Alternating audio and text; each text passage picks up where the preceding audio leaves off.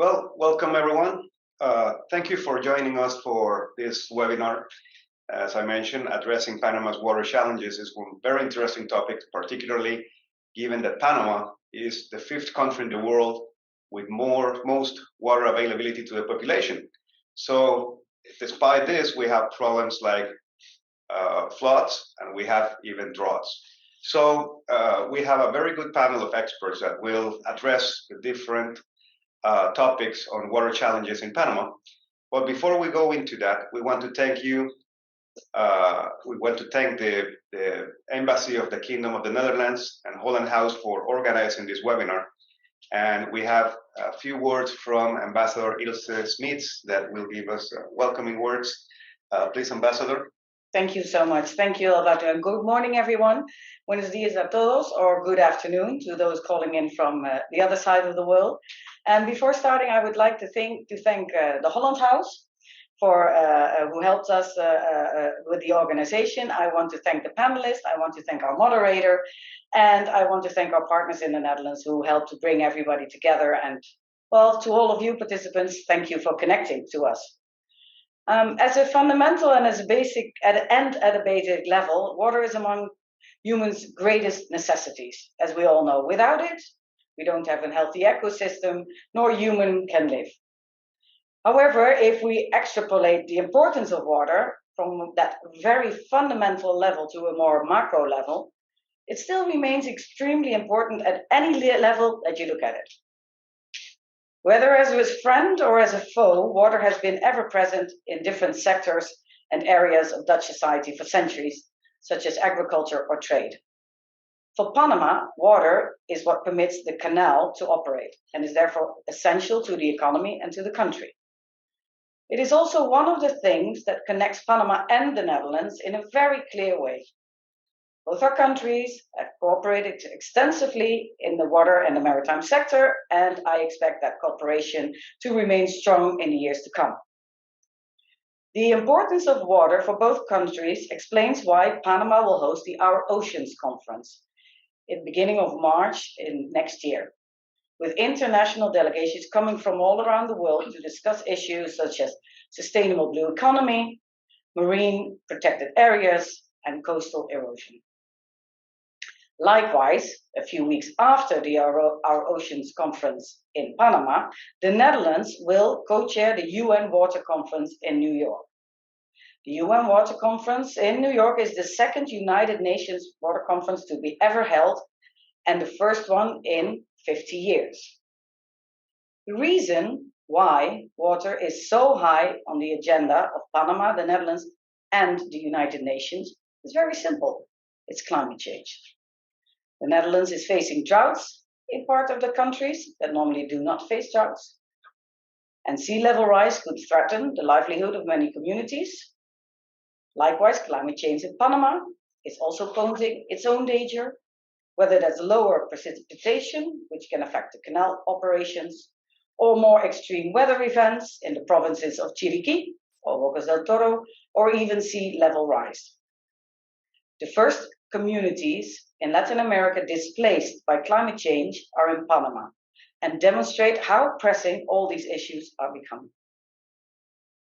To understand Panama's water needs more deeply, we commissioned to the Netherlands Water Partnership a study in 2021 of the water sector. The report, which is available to all, reported that Panama's water needs are diverse and range from improving the existing institutional framework to sanitation, leaking and spilling, and coastal erosion. To address all these challenges, Panama can greatly benefit from the experience and knowledge the Netherlands have developed and acquired for centuries. Without further ado, I would like to give the floor back to Alberto, the moderator, and I wish you a very good seminar, and I wish luck to the panelists to discuss even in greater detail on how to address Panama's water challenges. Thank you.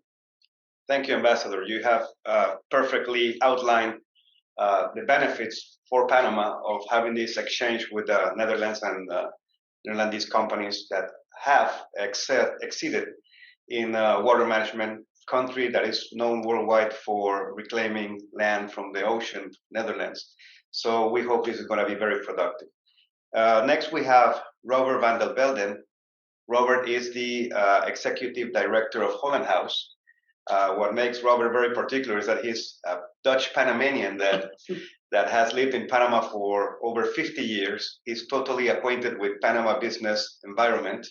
So his presence as executive director of Holland House is very valuable because Robert has a lot of contacts and a local network in Panama that would help Dutch companies do business in Panama. He has worked with Philips for over 18 years, and now he's in the business sector and assisting Dutch companies do business in Panama. Robert will give us a short outline of how to do business in Panama. So Robert, and again, thanks to Holland House for hosting this webinar. Thank you, and welcome all. I hope this is a brief introduction of how to do business in Panama. It's a lot of numbers, but I'll be available for whatever you need after the meeting. Yeah. Okay.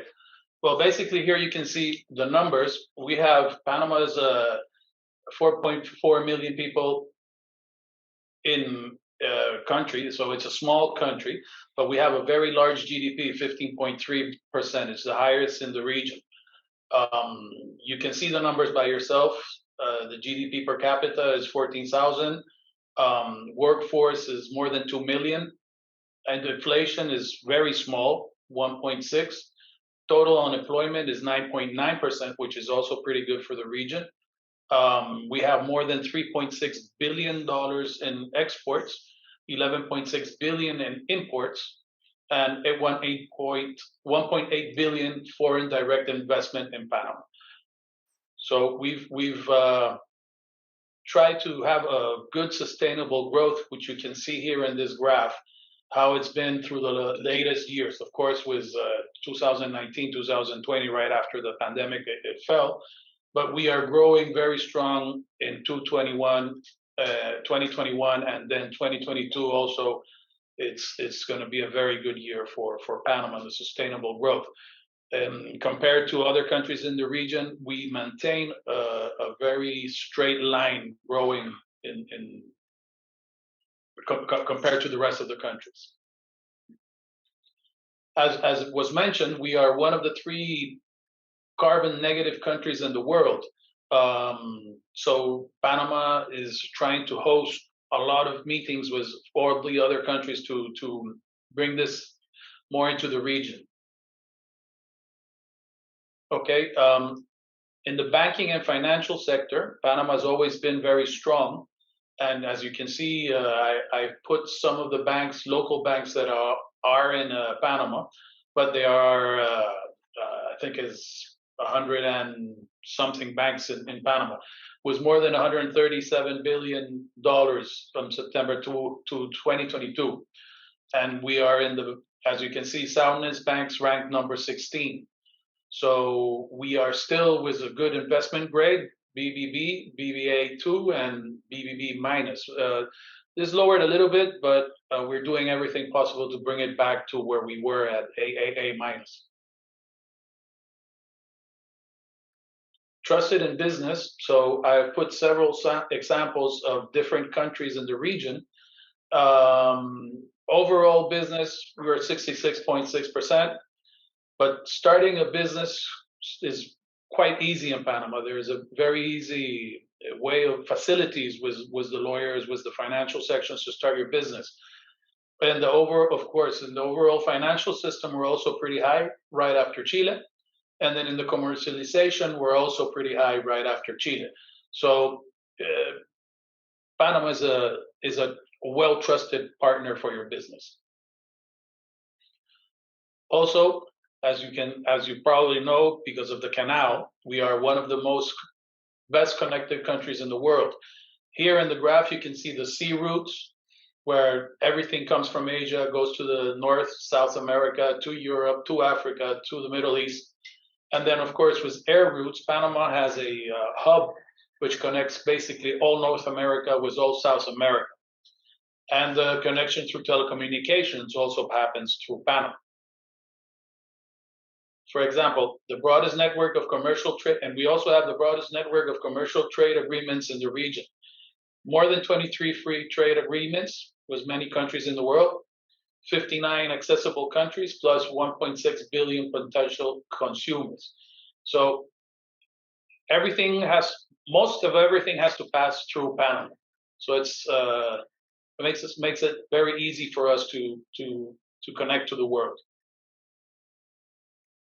For example, here are some of the large multinationals. These are we chose some from different places in the world, but you can see MasterCard, Procter & Gamble, Adidas, Halliburton, Caterpillar, Dell, Google, Bayer, American Airlines, Liberty, and there's many, many more. There's, I think, 180 multinationals in Panama, and there's special laws for the multinationals in Panama.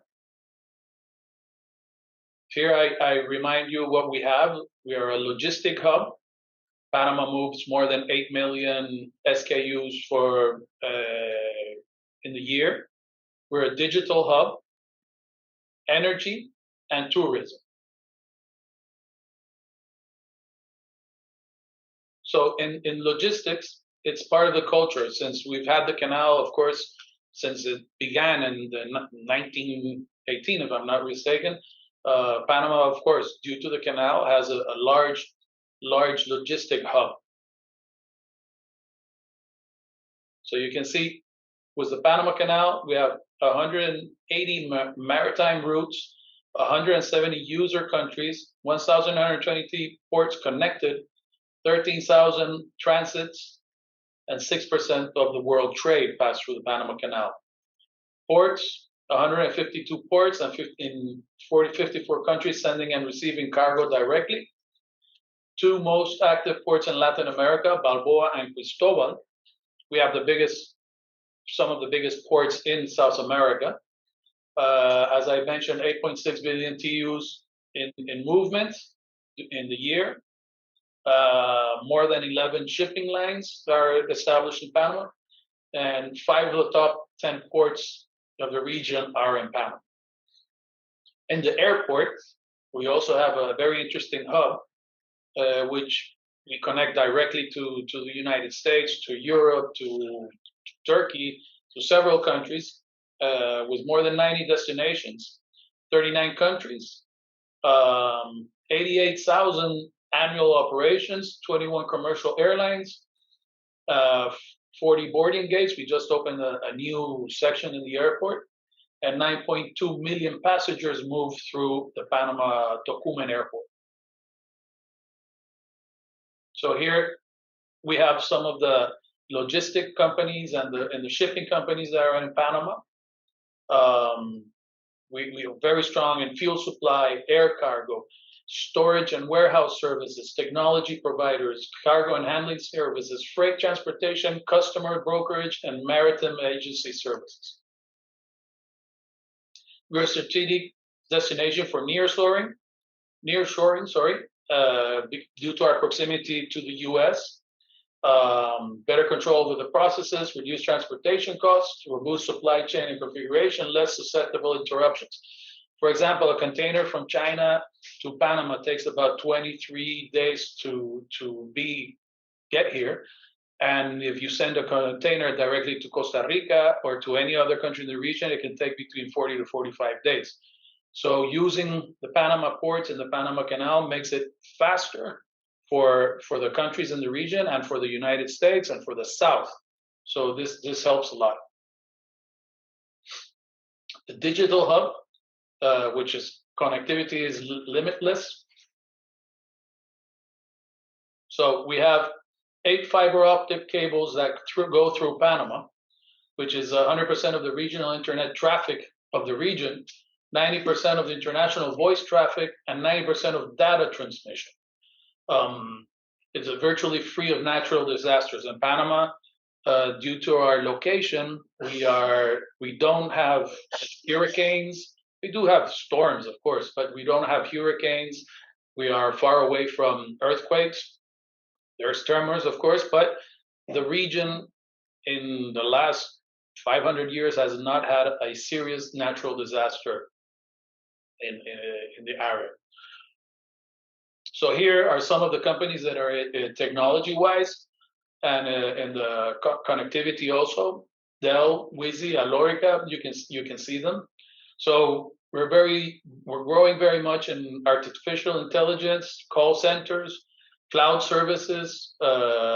We have large companies like Tigo who are growing very fast in the region. Data center services, digital media, fintech, research and development, software development, and telecommunications. Panama is pushing very hard to grow in all this technology area as well. In the energy sector, well, you can see here the different energy that we have, and where we are trying to grow strongly is in wind and solar, and in gas. But this is how it is at the moment. Also, Panama has a lot of special economic zones and laws which help any multinational of any other country to establish itself in Panama. We have the multinational headquarters of the MHQ, the Ciudad del Saber, which is a city of knowledge, which is basically a free zone, a large free zone, with special laws for the companies that establish themselves there. Zona Libre de Colón, Panama Pacifico, the free trade zones of Panama, we have several. Manufacturing services for multinational companies, Panama Film Commission, and agro parks. So we're investing in making it more easier for any multinational or foreign company to come and invest in Panama.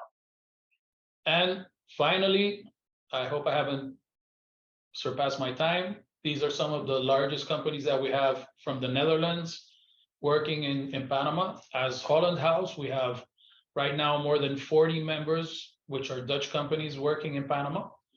But and there's much more. We're still working to get them into the Holland House.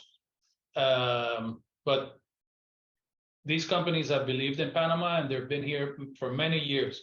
So I hope after this presentation, many of you will like to see or hear more about Panama, and we're here to help you out in whatever you need. So please let us know. Thank you. Thank you, Robert. For those of you connected, if you have any questions on how to do business in Panama or Panama in general, you can address it to the embassy. They have staff there willing and ready to assist you, or to Holland House, which gives you a more business perspective on doing business in Panama. Well, now we go into topic. We have a panel composed of 3 experts in different areas. I thank you again, Ambassador and Robert. We go into topic now. Our panel is composed of Maria Gabriela Requis from the company Arcadis, Paul Ravenstein from Witteveen Bos, and Eric Cordova from the Panama Canal Authority. Welcome, Gabriela, Paul, and Eric.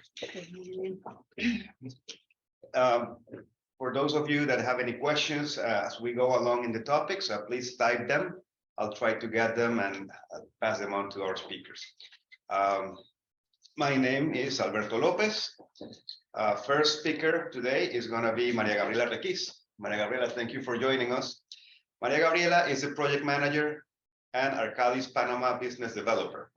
She graduated in 2006 as a bachelor in chemistry from the Central University of Venezuela. In 2008, she finished her master's degree as an environmental consultant from Newcastle University in England. And in 2020, she got another master's degree from the Spanish Berkeley Business School in climate change and sustainable development. Gabriela has more than 16 years of experience executing environmental related projects. Her experience includes due diligence, environmental and safety audits, environmental site assessments, phase 1 and phase 2, and remediation programs for contaminated sites, among many others. Maria Gabriela, thank you for joining us. Could you please give us a little bit of background on Arcadis, what the company does? And before going into your topic, your presentation, she's going to address very interesting topic that is one of Panama's main concern, which is basically how to deal with Panama's basically drinking water issue. So Maria Gabriela, the floor is all yours. Thank you. Well, Albert, thank you for the introduction. As people don't know, Credis is a world-leading company which deliver sustainable and engineering consultancy solution from built and natural asset. And today we're gonna address the topic about drinking water, but mostly non-water revenue. So like I mentioned, we're gonna talk about one of Panama's bigger challenges, which is the non-revenue water. Because of the audience today, Jenny, if you can pass the next slide. Thank you. Because some of the audience today is not from Panama, I would like to start talking very briefly about the water government framework in Panama. The water is a matter of the Ministry of Health, that is called MINSA by his acronym in Spanish. The Ministry of Health is an entity and rector of planning policy of drinking water, sewage and wastewater treatment services, and decides on water sanitary requirements. Inside MINSA, they have given these functions to DISAPAS. DISAPAS is the subsector directory of water and sanitary sewage, and is responsible for the formulation and coordination of sector policy and planning of the drinking water and sanitary sources. IDAN is regulated by DISAPAS, among other entities in Panama.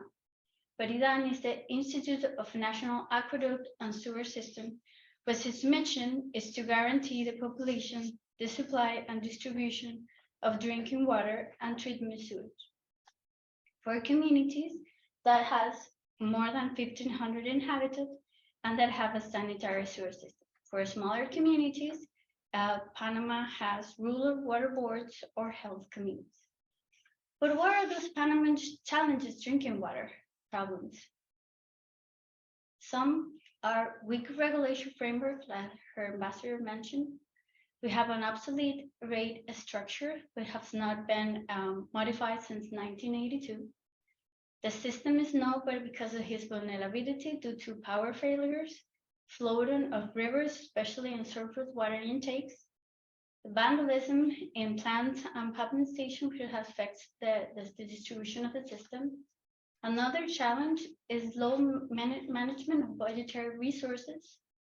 Panama is known by his excess consumption of drinking water, and the topic today, the non-revenue water. There is a data that Panama loses approximately 40% of income due to non-revenue water. We believe that if we apply an asset management in a down situation, we could actually improve or reduce their problem. But what is an asset management?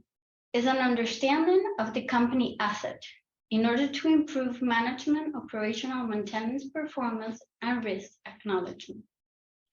We believe by finding the optimal balance between operational performance, financial performance, and the risk inherent along the life cycle, we can improve their company's performance. So I'm going to show you 3 cases that has been done in Brazil. Embasa Asset Management Program. Embasa is a public water company responsible for the drinking water of 368 cities, around 11.3 million people in Bahia State, Brazil. The goal of this project was to elaborate operational asset management programs with a pilot implementation in a 2-year contract. Embasa was seeking to improve their efficiency, increase their security of water supply, and expand the number of houses connected to their system. Also increase the treatment of collected sewage and to reduce water loss. The outcome of the project was the development of a strategic asset management plan. A methodology was developed for the asset risk assessment that allowed capital investment and maintenance operational optimization. And also a tool was suggested to work together with the existing system of Embasa.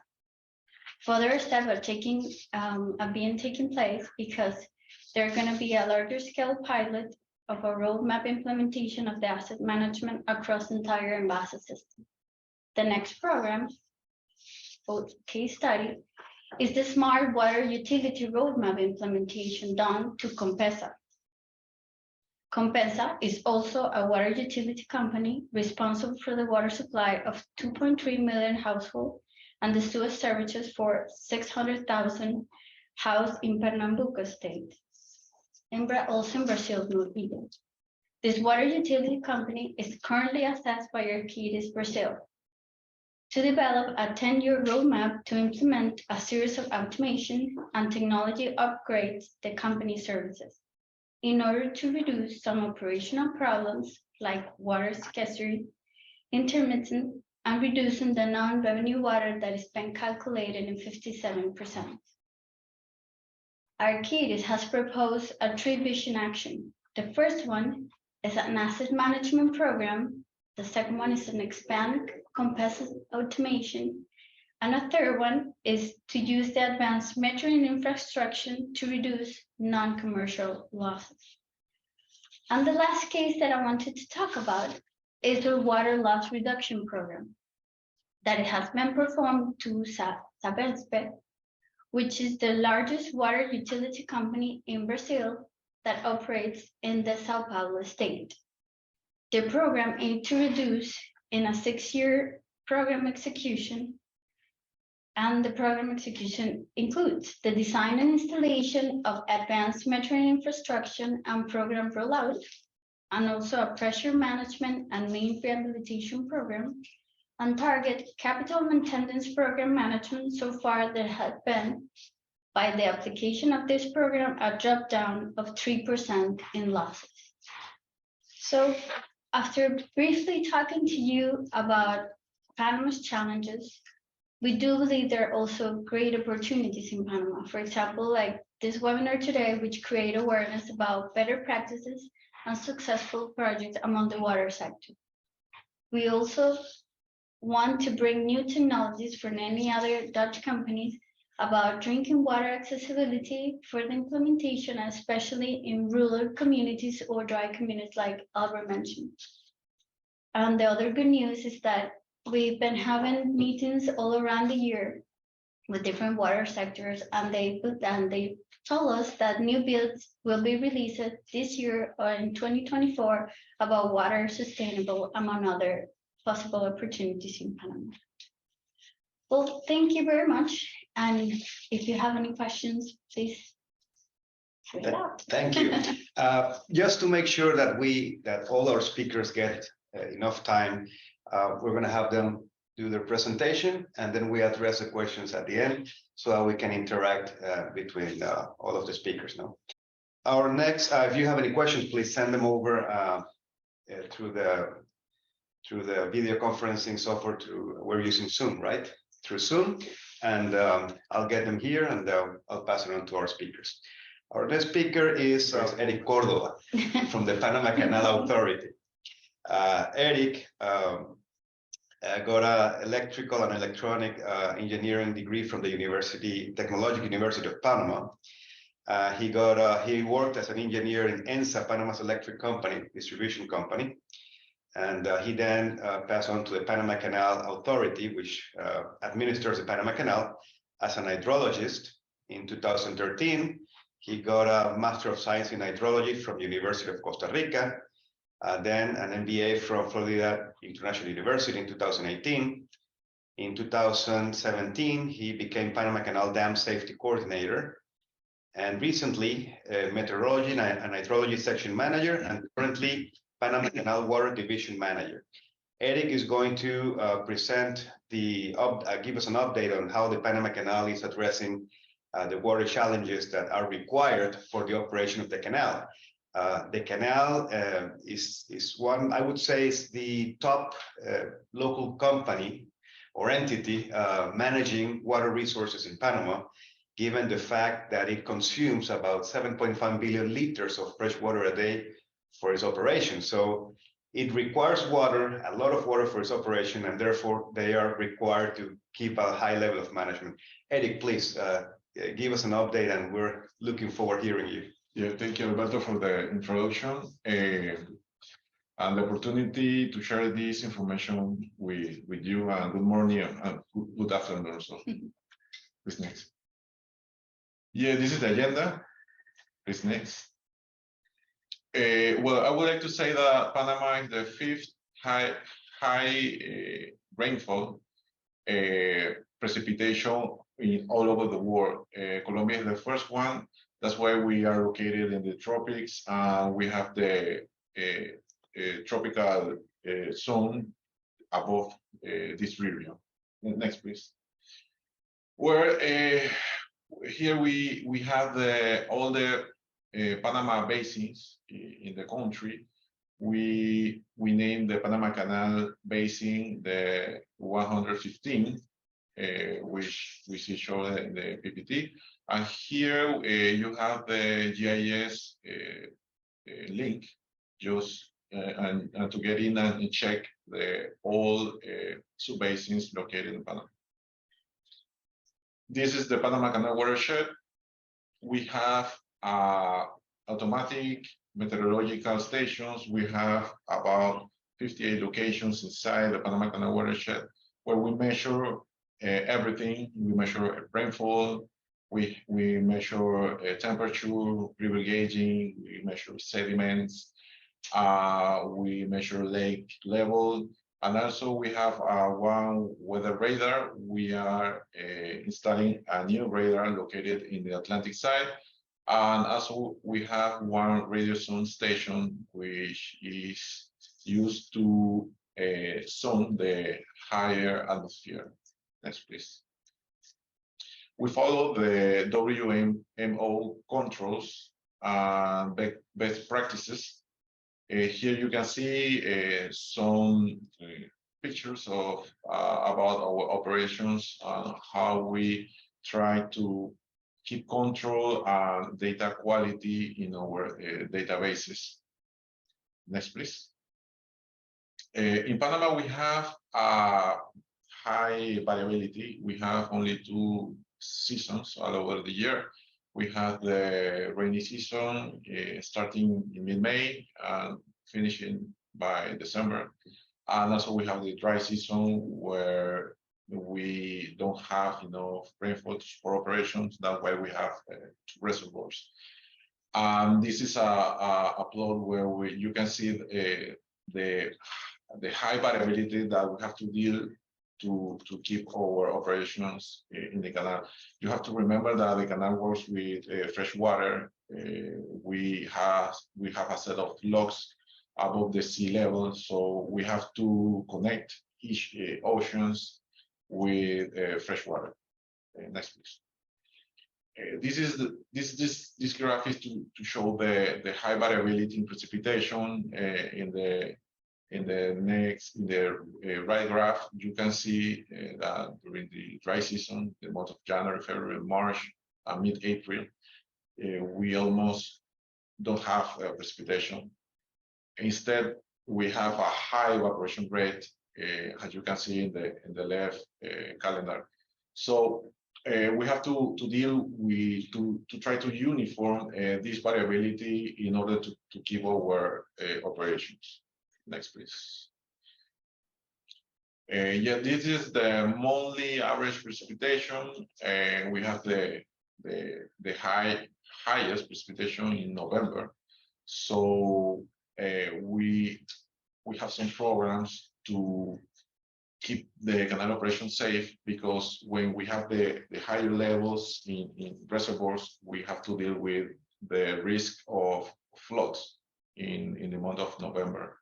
So also here I have the link where you can find more data and information about the Panama Canal stations. This is our portal that we developed to disclose our data with general public. So you can go there and check some data. Next, please. This is the annual average precipitation. As you can see, we have a high variability. We have an average, but every year is different. We have to find the proper operation politics in order to supply water to all our clients, internal and external clients. Next, please. This is our rule curve. This is the current year. In the left plot. Next, please. In the next plot, you can see the variability that we have to deal in the tropics. We have some local convection precipitation. Also, we have a higher scale influence like El Nino phenomenon. So in the right plot, you can see the rule curve, which dictates the politics and the ideal level where we have to survive this variability. Next, please. This is the relationship between El Nino and our watershed. When we have El Nino, we have a dry period. When we have La Nina, we have a wet period. Next, please. We have two reservoirs in the upper side of the watershed. We have the Madden Dam, which is our small reservoir, but it's very important because the yield level, the yield water is pretty high. Next, please. This is our big reservoir. Here the vessels, as you can see in the plot, the vessels navigate this freshwater reservoir. It's a big one. It used to be the largest artificial reservoir all over the world when it was built in 1914. Also, we have filtration plants. We have about 7 right now. There are 2 more that are IDAN, the state company is building. We have 3 filtration plants under administration of the Panama Canal. The other filtration plants is managed by the IDAN. Here in this graph, you can see the capacity of each. Next, please. And also we have a dam safety program in order to manage the flood risk. And also we have a program just to check the proper operation of each gate and spillway. Next, please. And also we have a flow control program, which is a program that is in charge of make coordinations with other institutions inside the canal and outside the canal in order to coordinate and face emergencies for floods. Next, please. I'm showing here the operational conversion factors. As you can see, one log through the canal spend about 200,000 cubic meters. We do this a day like 36 times. So per day we have a huge demand of fresh water. Next, please. This is the water for drinking water demand. As you can see in this plot, this demand is growing. This is natural because the natural growing of population, also the local demand for business also. So this is a big issue for us because today we have to supply demand about 7 equivalent transits per day. So this is a big issue for us because we have to supply this at the same time that we have to need the need of fresh water to transit vessels. Next, please. This is the water distribution from precipitation. We can take advantage of the whole precipitation. We have natural services, environmental services that is not part of the net yield of water. Here we try to make that distribution used to the people that we can take advantage of the 100% of precipitation. Next, please. We have models, numerical models, just to manage the fresh water. This is a meteorological model. This is the link where you can see the paper when the company develops the model. And next, please. Here we can see the subbasins, and we can forecast precipitation up to 10 days, just to look ahead the precipitation and take some measures in order to avoid floods in the canal structures. Next, please. When the rainfall falls, also we have a hydrological model. It's a Sacramento model. It's also a numerical model in order to quantify the water for available water for the next 10 days. Next, please. This is a few systems from the Thales was developed there, and also a company called RTI, American company from the US, help us to make that integration with Panama Canal data. Next, please. And also we have a decision support system to schedule how the water is going to be allocated with all our internal and external clients. We can schedule the water over a year or 2 years, depends on the operations. Next, please. And also we disclose this forecast mainly for Gatun lake levels. We disclose up to 2 months ahead, just to let the shipping companies know what is the draft necessary to transit the canal. Next, please. This is some conclusions, just to share information that we are worried about. For instance, that precipitation is not uniform. That's why we have 2 reservoirs. Our reservoirs are seasonal, so we follow a rule curve. Storage in reservoirs is a finite amount of water, so we have to take care about that. And we have to deal with future uncertainty. That's a huge concern. We try to decrease or reduce the future uncertainty in making decisions. And also we have to worry about for the water quality and for salinity intrusion in the fresh water, because this water is also used for drinking water, so we have to be aware of that. And the models are useful to quantify the effect of future decisions that we made in our office. So thank you very much for your attention. I'm open to any questions. Many thanks, Eric. Very interesting. The level of planning that Panama Canal Authority is carrying out. Our last speaker now is Paul Ravenstein, Managing Director of Witte & Bos, Dutch company established in Panama. Paul graduated from Delft University of Technology, then a master's degree in hydraulic engineering. He has 21 years professional experience in large multi-complex and integral projects in flood protection, dam and dike analysis and design, river basin management, maritime and coastal structures, port development, and waterways. Within this project, he has dealt several times with nature-based solutions. As most projects, he is working on a multi-complex. Measures are always sustainable and designed to execute in a broader context. He is involved in the decision-making process around it.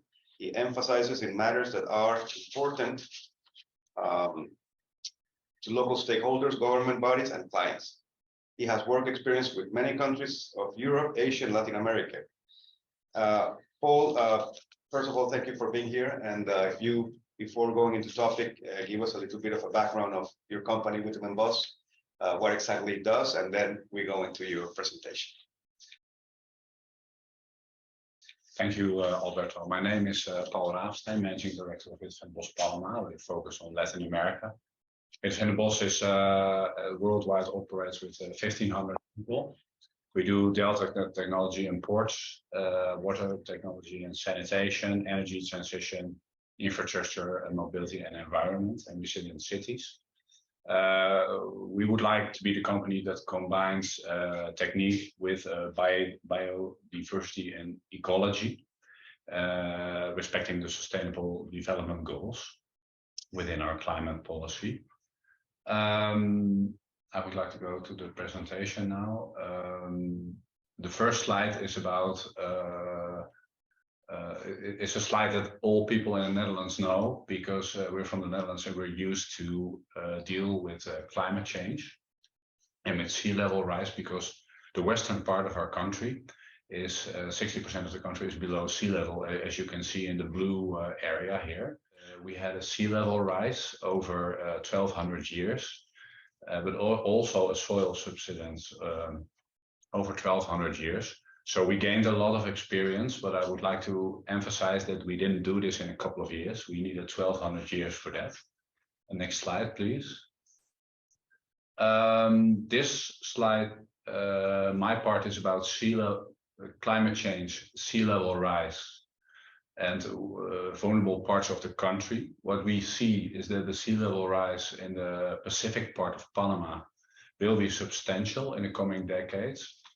And what you see if you look at the map is that in the Panama City area, east and west of it, in Darien, in the Chocle area, around Chitre, and in the western part of the country around David in Chiriquí, and in the northwestern part of the country around Bocas del Toro, there will be substantial risk of permanent flooding, because the sea level rise will be between 50 centimeters and 1 meter for the sea level rise itself. But when there's a combination with swell and with waves, it can get up to 2 or 2.5 meters. So I think if you ask a Panamanian person what is flooding, as Alberto said in his introduction, Panama is within the top 5 countries that with excess of water. A lot of water falls from the sky here, and people are used that river basins are flooded, roads are flooded, discharges and water levels in rivers, they flood. But they're not used, like us, the Dutch, that flooding can also come from the sea. And this will actually starting to happen in the coming decades. Next slide, please. So this is what it will look like in 100 years. It's basically the same areas. It says forecast 250, but it is actually forecast 2100. So it's basically the same areas that I already emphasized that really need to start thinking about flood protection from the Pacific and from the Caribbean oceans. Next slide, please. So I thought it would be good to review a couple of examples in the Panama City area, because this would make it really concrete. So what you see here is the Panama Canal entrance. And I put there 2 red circles. One is around the Albrook Airport area, and one is around the Punta Paitilla area. Why? Because in the Albrook area, it's the second airport of the city. And with already according to the current predictions in 2030, this area will be flooded, which means that this airport cannot be operated already. And in the Punta Paitilla Pacifica area, there are 2 or 3 major private hospitals of the city, and they will also be flooded, or the access roads will be flooded, which means they cannot be operated on the ground floor or the first floor, or they cannot be reached in case of emergency. So this is really a serious issue, in my opinion, which needs to be addressed from now. Next slide, please. There's also some good news, because this is the Casco Viejo. This is the old city center. And what you see on the right-hand side in 2030 and 2050 is that there's a little bit of flooding on the borders of it. But apparently, when it was constructed, they were smart enough. It's a very simple recommendation, but they were smart enough to put it on a higher level. So they are already, hundreds of years ago, they were resistant against flooding in the Casco Viejo. Next slide, please. This is a new part of the town, relatively new part of town. It's Costa del Este. Everybody that's from Panama City knows this very well. In the red circle, you see a concentration of major companies, which were in the presentation of Robert van der Velden, that have chosen Panama as their regional headquarters. They are located not only there, but many of them are located in this red circle. And on the right-hand side of the slide, you see that in 2030, and furthermore in 2050, this area will also be flooded due to the current predictions. So this is quite worrisome. Next slide, please. Tocumen Airport. Tocumen Airport and Copa Airlines, it is the airport in the region that is best connected with North America, Central America and South America, but also with almost all European countries. So it's a very important airport for the whole region. And according to the predictions in 2030 and 50, the southern part of the main runway will be flooded. I know that there are plans for a second runway. This is probably necessary because recently the second terminal was opened. So I think Tocumen Airport really needs good flooding planning in the coming decades to be able to operate this. Because also the second airport, which is Albrook Airport, which is from a completely different dimension, it's more regional, would leave Panama without two airports if nothing is done. Next slide, please. I just put some pictures of possible solutions. You have two types of solutions. The first type I call defense solutions. This is how to keep the water out. On the upper left corner, you see building with nature solutions, where we protected in the Netherlands our coast with sand and dunes, which leaves it possible for the sea to erode them, eat them again, and then we would resupply this sand. The second row of pictures is the Afsluitdijk, which is the major closure in the Netherlands, which is about 100 years old already. Now it's reinforced, and we have designed together with Arcadis and other companies level blocks over there for the contractor, also Dutch Van Oort, for wave protection over there. So you could also think, as Panama City, as to put an enclosure then before the city. What I particularly like is the boulevard of Scheveningen. It's the major beach city in the Netherlands, and there the aesthetical part with the tourism part and the coastal defense part was integrated in one. So you have a water defense part integrated in complete boulevard, which also serves for tourism, which could also be interesting for Avenida Balboa, for example. And as Wet Van den Bos, we are proud because actually this week, the project that is shown at the lower part of the slide, it's a mangrove restoration project in Indonesia, which is funded actually by the fishery ponds business model, which is just behind it. Was selected as one of the first UN projects to regenerate the world. Let's say it like this. Of course, we don't do this alone. I also would like to emphasize this. Usually, Dutch consultants and contractors, they use to work together in a consortium. This is what makes us strong. Next slide, please. What is very interesting is that there's also a different type of solutions. I call this living with solutions. What you see here is the Port of Amsterdam. We did a study for the case that this area, which is an economic important area, you can compare it to the entrance area at the Pacific locks of the Panama Canal. If it would be flooded, what type of scenarios you could have to keep on functioning? Because vital infrastructure during flooding is you need access roads, you need electricity, you need telecom, and you need drinking water. Never put vital infrastructure on the ground floor or in the basement because it can be flooded. It seems really logical, but nobody thinks about it until it really happens. And use higher elevated natural or artificial soil bodies like mountain ridges, dikes, and roads as hiding places for the evacuation routes and strategy. Think about the Casco Viejo. It was already put on an elevation. So we analyzed this port area. This, for example, could also be done for the port entrance area of the southern part of the Panama Canal.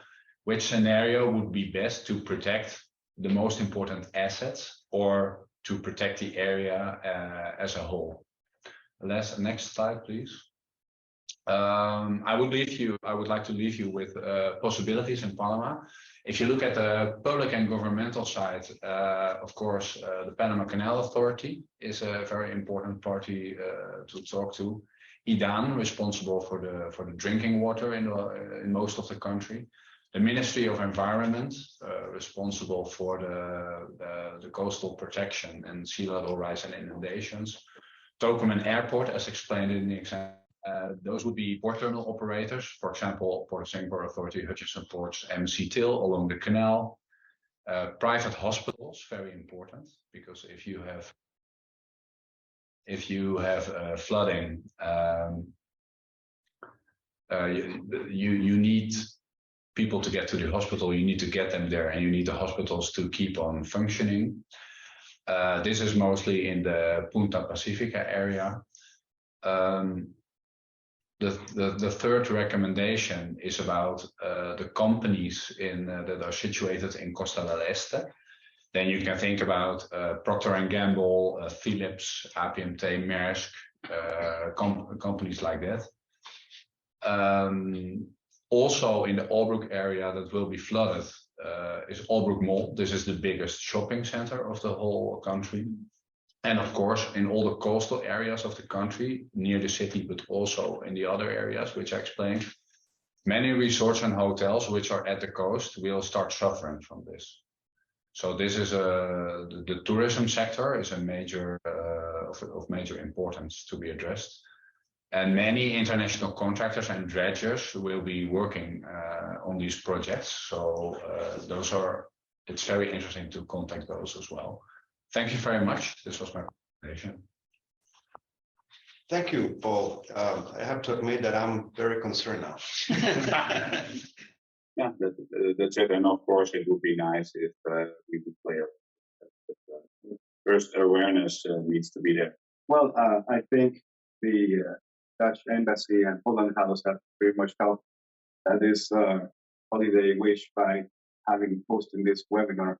I think it's a great first step to create that level of awareness of different topics or areas of water management. I hope this is the first of many other webinars and think tanks about this topic. And we have the expertise, local expertise and foreign expertise here in Panama. So thank you all for joining us again. Thanks to the Embassy and Holland House. And look forward having you over in the next webinar and wishing you happy holidays. Thank you.